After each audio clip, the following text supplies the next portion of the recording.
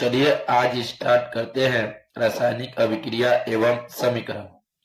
ये हम लोग का लेसन 1 है और इसके अंदर हम लोग 50 क्वेश्चन देखेंगे। ऑब्जेक्टिव लाइन बाय लाइन देखते चलिएगा। रख हौसला वो मंजर भी आएगा, प्यासे के पास चलकर समुंदर भी आएगा, मत थक मंजिल के ए मुसाफिर, मंजिल भी मिलेगी और मिलने का मजा भी आएगा। ठीक है, तो आइए देखते चलिएगा। वह अभिक्रिया जिसमें उत्पाद बनने के साथ साथ उष्मा भी निकलता है उसे क्या कहते हैं? अभिक्रिया हो रहा है और अभिक्रिया के साथ उष्मा निकलेगा तो हम उसको बोलेंगे उष्मा छेपी। यानी उष्मा छेपी में क्या होता है? उष्मा निकलता है। ठीक है, बुझे हुए चूने का रासायनिक नाम क्या होता है? तो बोलेंगे कैल्शियम हाइड्रोक्साइड। डी नंबर, निम्नलिखित में से कौन सा अभिक्रिया अवघटन अभिक्रिया है? अवघटन यानी क्या होता है? जब कोई बड़ा यौगिक छोटे छोटे यौगिक में टूटता है। यानी कि देखिए ये तो जुट रहा है ना जी, जोड़ है यानी जुट रहा है, यानी ए नंबर नहीं होगा, बी नंबर नहीं होगा, सी नंबर भी नहीं होगा, डी नंबर होगा। ठीक है, चलिए कौन सी उत्सर्जित होगी जब धातु को जल के साथ? नहीं, बोल रहा है कि जब भी बाबू धातु को जल के साथ मिलाते हैं, ठीक है, और मिलने के बाद अभिक्रिया होता है तो क्या होता है? तो बोलेंगे हाइड्रोजन गैस निकलता है। ठीक है, बोला है कौन सा गैस निकलता है? तो हाइड्रोजन गैस। बोल रहा है ऊपर दी गई अभिक्रिया किस प्रकार की अभिक्रिया है? तो यानी डी नंबर। क्या डी नंबर? यानी समझ में आ रहा है? विस्थापन अभिक्रिया। विस्थापन अभिक्रिया जन देखा होता है जैसे Fe2 है ना, Fe2 तो ये भाग जाएगा बाहर। ठीक है, बाहर भाग जाएगा और O2 किसके साथ मिल जाएगा? Al के साथ, एल्युमिनियम के साथ मिल जाएगा। नहीं, एल्युमिनियम ऑक्सीजन के साथ मिल जाएगा और Fe का हो जाएगा, बाहर निकल जाएगा। ठीक है, लोहे के चूर पर तनु हाइड्रोक्साइड अम्ल डालने से क्या होता है? यानी जब लोहे पर हाइड्रोक्लोरिक अम्ल डालेंगे तो क्या होगा? यानी ए नंबर होगा। क्या होगा? हाइड्रोजन गैस और एवं आयरन क्लोराइड बनता है। ठीक है, निम्नलिखित में से कौन सा अवघटन अभिक्रिया नहीं है? अवघटन अभिक्रिया भी आप लोगों को बताया कि बड़ा यौगिक क्या होता है? छोटे छोटे यौगिक में टूट जाता है। तो बताइए ये तो टूट रहा है तो ये अवघटन अभिक्रिया है? ये बोला है नहीं है। ठीक है, ये भी जुट रहा है, ये भी नहीं होगा। क्या होगा? बी नंबर हो, बी नंबर भी नहीं होगा। ठीक है, बी नंबर क्या बोला? अवघटन अभिक्रिया नहीं है। तो देखिए ये भी अवघटन अभिक्रिया है, ये भी अवघटन अभिक्रिया है और अवघटन अभिक्रिया नहीं है। ठीक है, तो नहीं है तो कौन सा नहीं है? तो बोले मानव का भोजन का प्रश्न। तो मानव का जब भोजन अंदर जाता है तो टूटता है कि नहीं टूटता है? टूटता है, यानी डी नंबर भी क्या है? अवघटन अभिक्रिया है। बड़ा यौगिक क्या होता है? छोटे छोटे यौगिक में टूट जाता है। ठीक है, जैसे ईटा है तो ईटा को तोड़ेंगे तो छोटा छोटा टूटेगा कि नहीं टूटेगा? तो बताइए यानी सी नंबर होगा हम लोग का। ठीक है, सी नंबर होगा। चलिए इसके आगे चलते हैं। निम्नलिखित में से कौन सा रेडॉक्स अभिक्रिया है? तो बोलेंगे सी नंबर। क्या है? CaO और 2HCl। ठीक है, और क्या होगा? CaCl2 और H2O। क्या है? रेडियोक्स अभिक्रिया है। ठीक है, इसके आगे चलते हैं। निम्नलिखित में से कौन सा दहन अभिक्रिया है? दहन यानी क्या? पेट्रोल का जलना। पेट्रोल अगर जलता है तो हम उसको बोलते हैं दहन अभिक्रिया हो रहा है।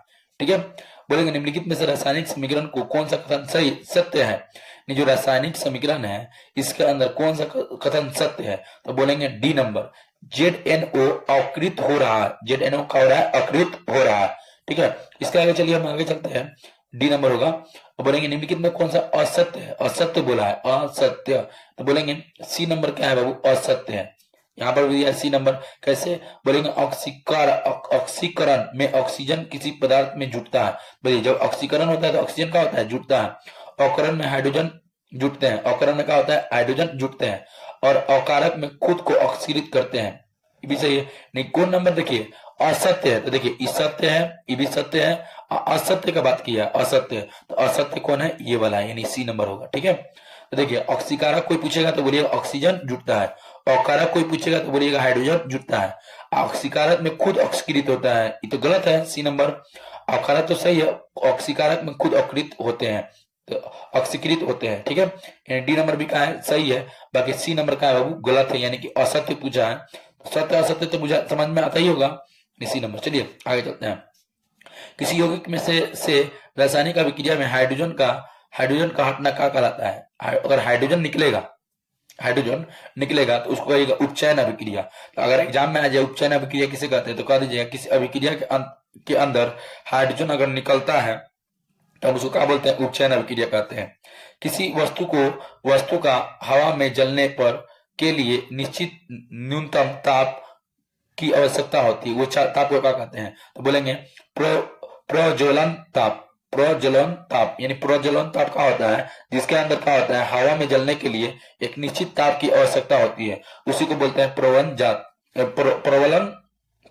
प्रज्वलन ताप। ठीक है, अब इसके आगे चलते हैं हम लोग। ठीक है, एक भूरे हुए रंग को चमकदार तत्व एक्स को वायु की उपस्थिति में अगर हम लोग काले रंग का हो जाता है तो एक्स का नाम क्या बोलेंगे, तो बोलेंगे सी यू बोलेंगे। ठीक है, अब इसके आगे चलते हैं हम लोग आगे।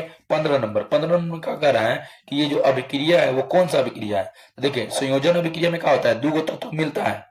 ठीक है, अभियोजन में क्या होता है, टूटता है, और द्विविस्थापन में क्या होता है, दो जगह अपना स्थान छोड़ता है, हटता है अपना स्थान को। ठीक है, यानी सी नंबर होगा द्विविस्थापन अभिक्रिया। देखिए NO2 है ना, ये अपना स्थान छोड़ देगा। ठीक है, और Ba है ना, ये भी अपना स्थान छोड़ देगा।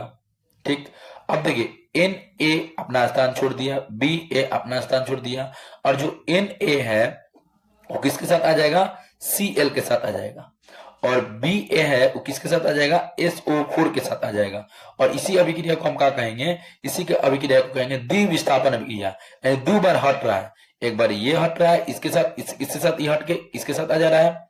ठीक है, और E इसके साथ हट के इसके साथ आ जा रहा है, NaCl के साथ आ जा रहा है, और SO4 Ba के साथ आ रहा है। ठीक है, और आगे क्या कर रहा है यहाँ पर Ba, देखिए ना आ रहा है कि नहीं आ रहा है, BaSO4 और NaCl। ठीक है, इसी अभिक्रिया का कहेंगे द्विविस्थापन अभिक्रिया। द्विविस्थापन अभिक्रिया में क्या होता है, दो यौगिक में उपस्थित परमाणु अपने स्थान को छोड़ के दूसरे स्थान पर चल जाते हैं। ठीक है, इसके आगे चलते हैं। ऊपर दी गई अभिक्रिया किस प्रकार की अभिक्रिया है, तो विस्थापन अभिक्रिया। देखिए द्विविस्थापन अलग है और विस्थापन अलग है। द्विविस्थापन में क्या होगा, दो बार होगा, जैसे Na के साथ आ गया एक बार, SOCl के साथ आ गया, तो यहाँ पर यौगिक बनाए, यहाँ पर यौगिक बनाए, तो दो बार हुआ। बाकी इसमें देखिए, इसमें क्या होगा, इसमें बोलेंगे एक बार होगा। कितना बार होगा बाबू, एक बार। जैसे एक बार हो रहा है कि नहीं हो रहा है, Zn ठीक किसके साथ आ रहा है, SO4 के साथ आ रहा है। तो कोई भी पागल हो रहेगा वो कह देगा कि सर जी एक बार हो रहा है, एक बार हो रहा है कि नहीं हो रहा है, एक बार हो रहा है। ठीक है, तो ZnSO4 बना लेगा एक तो यौगिक, क्या होगा Cu बना लेगा। इसके आगे चलते हैं हम लोग, कितना नंबर, 17 नंबर। अभी क्या बोल रहा है, कौन सा अभिक्रिया है, तो सी नंबर देखिए, सी नंबर संयोजन अभिक्रिया। तो संयोजन अभिक्रिया में क्या होता है, दो गो तत्व आपस में मिलता है और मिलने के बाद नया यौगिक बनाता है। ठीक है, इसे बोलेंगे हम, इसके अंदर क्या होगा, संयोजन अभिक्रिया। संयोजन अभिक्रिया में क्या होता है, इसे हम बोलेंगे चावल। ठीक है, और चावल में क्या मिलाएंगे, पानी मिलाएंगे, यानी जल मिलाएंगे। ठीक है, जल मिलाएंगे तो क्या बनेगा बाबू, हम लोग का भात बनेगा। ठीक है, यहाँ पर समझ लीजिए भात बनेगा, समझ में आता होगा। तो देखिए जब चावल में जल मिलाएंगे तो भात बनेगा, तो उसी तरह दो चीज मिलाए कि नहीं मिलाए, तो मिलाए तो भात बना। उसी का क्या बोलेंगे कि कार्बन को ऑक्सीजन, ये दो चीज मिलेगा तो क्या बनेगा, कार्बन डाइऑक्साइड बनेगा। यानी क्या हो रहा है, संयोजन अभिक्रिया हो रहा है। ठीक है, इसके बाद चलते हैं 18 नंबर। ये बोल रहा है कौन सा रासायनिक अभिक्रिया है। ठीक है, रासायनिक अभिक्रिया है, तो बाबू जान रहे कौन सा रासायनिक अभिक्रिया है, ये संयोजन अभिक्रिया है। संयोजन अभिक्रिया क्योंकि दो तत्व आपस में मिलता है, चावल में हम जल मिलाए तो भात बना। तो देखिए CaO और H2O ये दोनों आपस में मिलेगा तो CaOH2 ये का बनाएगा ना। तो देखिए दो मिल रहा है कि नहीं मिल रहा है, चावल और जल को मिला रहा है तो भात बन रहा है। तो उसी तरह ये दोनों मिलेगा तो क्या बनेगा, CaOH2। तो इसको क्या बोलेंगे, संयोजन अभिक्रिया। संयोजन मतलब समझ में नहीं आ रहा है कि मिल रहा है, संयोग मिल रहा है। ठीक है, तो ये क्या होगा, संयोजन अभिक्रिया होगा। यानी कि हम लोग कितना नंबर होगा, ये हम लोग का होगा, हम लोग का A नंबर होगा। ठीक है, इसी के साथ चलते हैं आगे। हम लोग चलते हैं 19 नंबर क्वेश्चन। क्या बोल रहा है, उष्मा के द्वारा दी गई वियोजन अभिक्रिया कहते हैं। उष्मा द्वारा दी गई वियोजन अभिक्रिया क्या कहते हैं, तो बोलेंगे उष्मीय वियोजन अभिक्रिया। परिभाषा से आप क्वेश्चन को पकड़ लीजिए। ठीक है, देखिए उष्मा के द्वारा दी गई वियोजन अभिक्रिया को कहते हैं। तो उष्मा और वियोजन, तो उष्मा और को जब वियोजन में मिलाएंगे तो उष्मीय वियोजन बनेगा। यानी 19 का क्या होगा, हम लोग का बी नंबर। इसके आगे चलते हैं हम लोग 20 नंबर क्वेश्चन। ये 20 नंबर है, जिन अभिक्रिया में उष्मा का अवशोषित होता है, यानी उष्मा मिलता है, होता है वो उष्मा मिलता है, उसे हम क्या कहते हैं, तो पीछे भी बताए थे, अगर उष्मा मिलेगा तो हम उसको बोलेंगे उष्मा शोषी अभिक्रिया, उष्मा शोषी अभिक्रिया। ठीक है, ये हम लोग का कितना हो गया 20 नंबर। 21 नंबर चलिए बोलेंगे कि वह अभिक्रिया जिसमें अभिकारकों के बीच आयनों का आदान प्रदान होता है। देखिए अगर आयन का आदान प्रदान होगा तो हम उसको क्या बोलेंगे, हम बोलेंगे द्विविस्थापन अभिक्रिया, द्विविस्थापन अभिक्रिया। ठीक है, तो देखिए ए और B plus B, A B और सी और डी। ठीक है, तो आयनों का आदान प्रदान समझ में आ रहा है, ए सी प्लस यहाँ पर क्या हो जाएगा ए सी और बी और डी, यही होता है आयन का आदान प्रदान। आयन का आदान प्रदान यानी क्या, ए किसके साथ चल जाएगा सी के साथ और बी किसके साथ चल जाएगा डी के साथ। इसी को बोलेंगे द्विविस्थापन अभिक्रिया, यानी दो बार हो रहा है। ठीक है, एक बार इसके साथ एक बार इसके साथ, और इसमें क्या हो रहा है आयन आयन का क्या हो रहा है आदान प्रदान हो रहा है। ठीक है, चलिए, जब कोई धातु अपने आपस आसपास जल अम्ल, सॉरी देखिए एक बार और पढ़, जब कोई धातु अपने आसपास अम्ल आर्द्रता आदि के संपर्क में आता है तो ये संरक्षित होती है। इस प्रक्रिया को क्या कहते हैं, तो बोलेंगे संरक्षण बोलते हैं। क्या बोलते हैं, संचारण बोलते हैं। क्या बोलते हैं, संचारण। ठीक है, यानी सी नंबर होगा। फिर इसके बाद देखिए क्या बोला है, अवक्षेपण अभिक्रिया में लवण प्राप्त होता है, बोलेंगे अविलीय, अविलीय। ठीक है, अविलीय होता है। ठीक है, ठीक है। और फिर इसके बाद देखिए क्या बोल रहा है कि PbCuCl2 ये दोनों अभिक्रिया करेगा तो इस कौन सा रासायनिक अभिक्रिया है, तो हम बोलेंगे ए नंबर, विस्थापन अभिक्रिया। विस्थापन मतलब क्या होता है, एगो होगा। तो देखिए यहाँ पर क्या है, Pb है, मिटा गया है, किसके साथ जाएगा, बोलेंगे Cl के साथ जाएगा। किसके साथ जाएगा, Cl के साथ। गया है, एक बार गया है कि नहीं गया, एक बार गया है, इसीलिए हम क्या बोलेंगे, विस्थापन अभिक्रिया कहेंगे। ठीक है, तो अभी हम लोग 21 देख लिए, 22, ये कितना हो गया 23, ये कितना हो गया 24, अब हम आते हैं 25 नंबर। ठीक है, 25 नंबर का है कि वायु रोधी बर्तनों में खास सामग्री रखने से उपचय की गति को माने कहते हैं, बोलेंगे तीव्र होती है। यानी जब खास सामग्री अगर कोई बर्तन में रखे हैं हम लोग तो उसके अंदर उपचयन की गति जो होती है वो तीव्र होती है, यानी धीरे धीरे होती है। ठीक है, चलिए देखते हैं 26 नंबर। 26 नंबर क्या बोल रहा है कि जिंक तथा सल्फ्यूरिक अम्ल के बीच में अभिक्रिया कराते हैं, यानी जिंक और सल्फ्यूरिक अम्ल के बीच में अभिक्रिया कराते हैं तो क्या बनता है, बोलेंगे कौन सा गैस निकलता है, तो बोलेंगे हाइड्रोजन गैस निकलता है। ठीक है, तो अगर आपसे पूछा जाए जिंक और सल्फ्यूरिक अम्ल के बीच में अभिक्रिया कराएंगे तो कौन सा गैस निकलेगा, तो क्या कहिएगा कि हाइड्रोजन गैस निकलेगा। इसके आगे चलते हैं, बोल रहे रासायनिक अभिक्रिया में भाग लेने वाले पदार्थ को कहते हैं, तो बोलेंगे अभिकारक कहते हैं। ठीक है, बोलेंगे हाइड्रोजन ऑक्सीजन जब आपस में अभिक्रिया करते हैं तो कौन सा अभिक्रिया कहलाता है, तो हम आपको एक बार नहीं 3-4 बार बोल दिए कि दो पदार्थ आपस में मिलेगा। तो चावल और हम भात को मिलाएंगे, देखिए जब हम चावल में पानी मिलाएंगे, चावल में क्या मिलाएंगे, पानी मिलाएंगे, तो क्या बनेगा, भात बनेगा। चावल में जब पानी मिलाते हैं तब ना भात बनता है। ठीक, तो इसी तरह बोलेंगे कि तो दो चीज मिला रहा है तो तीसरा चीज बन रहा है, तो हाइड्रोजन ऑक्सीजन जब मिलाएंगे तो हाइड्रो क्या बनेगा, यहाँ पर H2O बनेगा। ठीक है, तो यहाँ पर क्या होगा, हम लोग का संयोजन अभिक्रिया होगा। ठीक है, इसके आगे चलते हैं, रासायनिक अभिक्रिया के दौरान अगर कोई पदार्थ में से ऑक्सीजन का, ठीक है, ऑक्सीजन का ह्रास कहलाता है, ह्रास कहलाता है, बोलेंगे अपचयन होता है। क्या होता है, अपचयन कहलाता है। अगर ऑक्सीजन का ह्रास कहलाता है तो क्या बोलेंगे, अपचयन होता है। ठीक है, फिर इसके आगे नीचे क्या बोला है कि अगर किसी अभिक्रिया में ऑक्सीजन का संयोग होता है तो क्या कहलाता है, तो बोलेंगे उपचयन कहलाता है। देखिए अगर ऑक्सीजन मिलेगा तो उपचयन, ऑक्सीजन का ह्रास होगा तो अपचयन। ठीक है, अब इसके आगे चलते हैं, हम लोग कितना नंबर, हम लोग कितना नंबर था बाबू, हम लोग 26 नंबर, ये हो गया 27 नंबर, ये हो गया 28 नंबर, ये हो गया 29 नंबर, और यहाँ पर हो गया हम लोग 30 नंबर। ठीक है, अब इसके आगे हम चलते हैं 31 नंबर। ठीक है, 31 नंबर में क्या बोल रहा है कि निम्नलिखित में से कौन सा ऑक्सीकरण की क्रिया नहीं है, बोलेंगे दहन, श्वसन, भोजन का पाचन, अवक्षेपण। बोलेंगे अवक्षेपण, अवक्षेपण जो कि ऑक्सीकरण की क्रिया नहीं है। ठीक है, चलिए अब फिर इसके आगे आते हैं 32 नंबर। 32 नंबर में क्या कर रहा है बाबू, ध्यान दीजिएगा। 32 नंबर बोल रहा है कैथोड किरण में उपस्थित रहते हैं A number electron, B number proton, C number neutron, इनमें से कोई नहीं, बोलेंगे इलेक्ट्रॉन उपस्थित रहता है इनमें से। बोलेंगे ये कौन सा अभिक्रिया है, कौन सा अभिक्रिया, यहाँ पे क्या है CaCO3। ठीक है, ये कौन सा अभिक्रिया है, तो बोलेंगे ए नंबर वियोजन अभिक्रिया है। वियोजन यानी अपघटन अभिक्रिया। अरे भाई बोले जब बड़ा है तो टूटेगा कि नहीं टूटेगा, तो टूट रहा है तो CaO बन रहा है, CaO बन रहा है और CO2 बन रहा है, वियोजन अभिक्रिया है। ठीक है, इसी को बोलते हैं अपघटन अभिक्रिया। क्या बोलते हैं, अपघटन अभिक्रिया।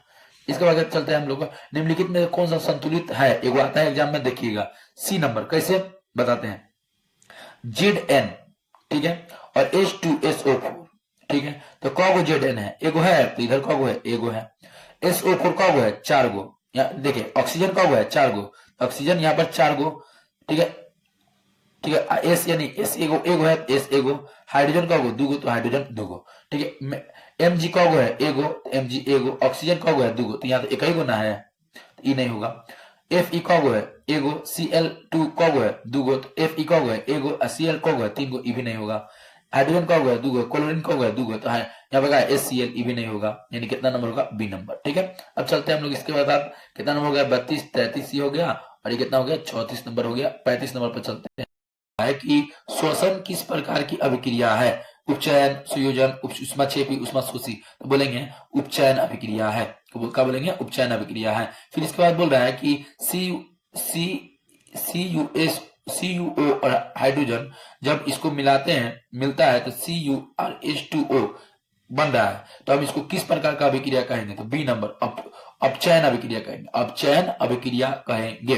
कहे ऑक्सीजन किसके साथ मिल जा रहा है, हाइड्रोजन के साथ मिल जा रहा है। इलेक्ट्रॉन के हस्तांतर से बने यौगिक को कहलाते हैं, यानी इलेक्ट्रॉन का आदान प्रदान होगा तो जो यौगिक बनेगा उस यौगिक को क्या कहेंगे, तो बोलेंगे विद्युत संयोजी, विद्युत संयोजी बोलेंगे। फिर नीचे दी गई अभिक्रिया कौन सा कथन सही है, तो बोलेंगे ए नंबर, कॉपर का ऑक्सीकारक हो रहा है, कॉपर का क्या हो रहा है, ऑक्सीकारक हो रहा है, ऑक्सीजन का हो रहा है, मिल रहा है, ठीक है, समझ में आ रहा है। अब चलिए इसके बाद देख रहे हैं, सिल्वर क्लोराइड का रंग होता है, क्या होता है, बोलेंगे सफेद होता है, ए नंबर।